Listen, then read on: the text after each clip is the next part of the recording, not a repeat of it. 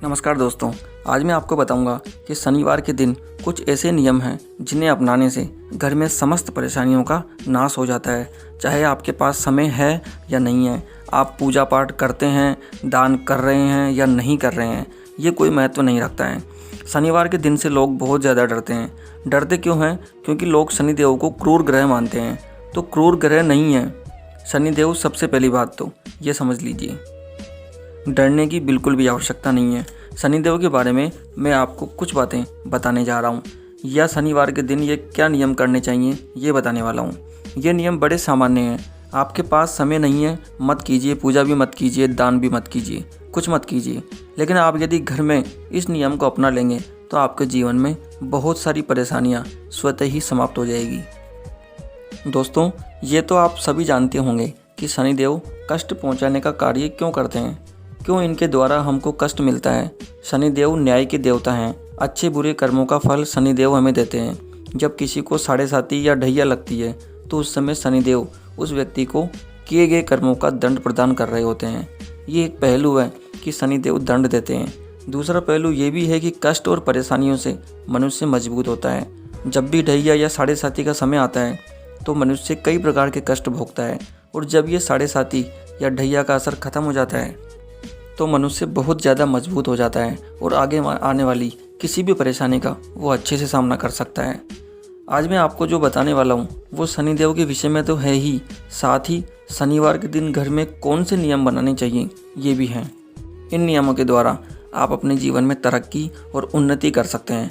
आप चाहे नौकरी करते हों या कोई बिजनेस करते हों या कोई छोटी या बड़ी दुकान करते हों और तरक्की में बाधा आ रही हो, पैसों का नुकसान हो रहा हो, तो शनिवार के दिन ये नियम अपना लेने से ही कुछ ही समय में ये परेशानियां दूर हो जाएगी। तो मैं आपको ये नियम और पूजा के बारे में भी बताऊंगा। पूजा आपके पास समय हो तो करें, नहीं तो मत करें, लेकिन इन नियमों का पालन जरूर करें। पालन करने का मतलब है पालन करें, ऐसा नहीं है कभी किया और कभी नहीं किया तो फिर पूरा फल नहीं मिल पाएगा। अब नियम की बात करें तो सबसे बड़ा नियम ये है कि शनिवार के दिन घर की बहुत ही अच्छी तरह से सफाई करें। सफाई का मतलब है कि जाले वगैरह सब साफ करें। अगर आपको कोई पुराना झाड़ू निकालना है या फेंकना है तो शनिवार के दिन फेंकें। पुरानी चप्पल फेंकनी है तो शनिवार के दिन फेंकें। और यदि आपको पुराना कबाड़ बेचना है तो शनिवार के दिन बेचें। लेकिन ध्यान रहे दोस्तों, लोहा शनिवार के दिन नहीं बेचना है। प्लास्टिक या कुछ और पुराना कबाड़ या सामान बेच सकते हो। शनिवार के दिन लोहा न तो बेचना है और न ही खरीदना है।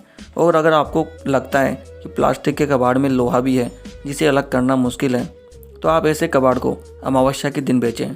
लेकिन शनिवार के दिन घर की अच्छी तरह से सफाई जरूर करें। घर में कोई भी जाले नहीं रहने चाहिए। घर के सभी दरवाज़ों को ध्यान से चेक करें कि कहीं उनमें चर चर की आवाज़ तो नहीं आती है। ये आवाज़ नकारात्मकता की निशानी है।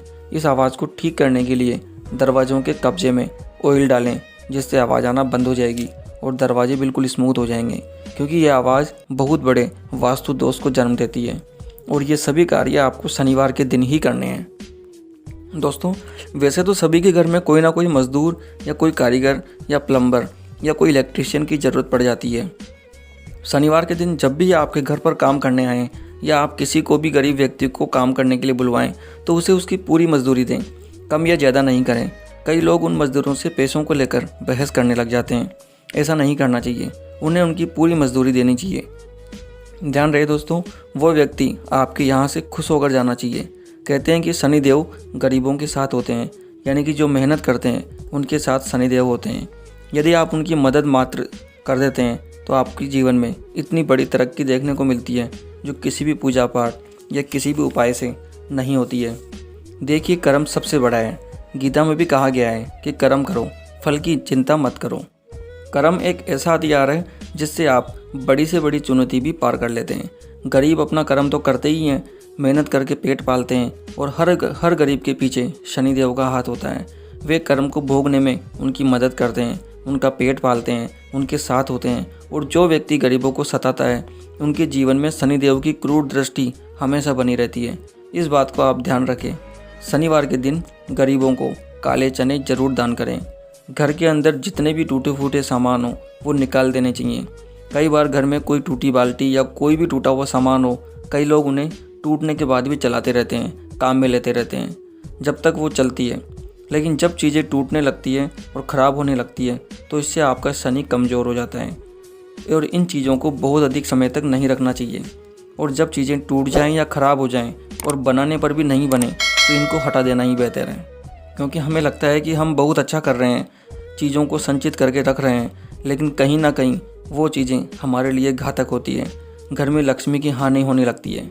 लक्ष्मी की हानि कब होती है ये भी समझ लीजिए, जब आपके घर में बहुत ज़्यादा नकारात्मकता यानी कि बहुत ज़्यादा उदासी हो, बहुत ज़्यादा आपके घर में बिगड़ी हुई टीवी हो, पंखे हों, कूलर हों, घड़ियाँ हों या जो भी सामान हो, ख़राब चीज़ों को भर कर रखे हों, तो उनसे आपके घर में नकारात्मकता बनी रहती है और इससे लक्ष्मी की हानि होती है।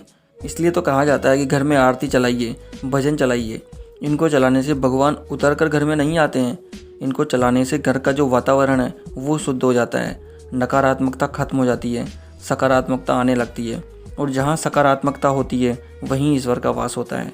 अगली चीज़ बता दूँ आपको दोस्तों, अगर आप जीवन में बहुत ज़्यादा परेशान हैं, सरकारी नौकरी के लिए कोशिश कर रहे हैं या आपका काम धंधा छूट गया है और कोई भी नया काम नहीं मिल रहा है, तो आप ये नियम सदा सर्वदा पालन करें। इसके साथ ही अगर आप कष्टों से जूझ रहे हैं तो फिर पूजा भी आपको करनी ही पड़ेगी। समय आ गया है कि आप शनिदेव की शरण में जाइए। शनिदेव की पूजा बड़ी आसान होती है। इसके लिए ज़रूरी नहीं है कि आप शनिदेव की प्रतिमा के पास में ही जाएं।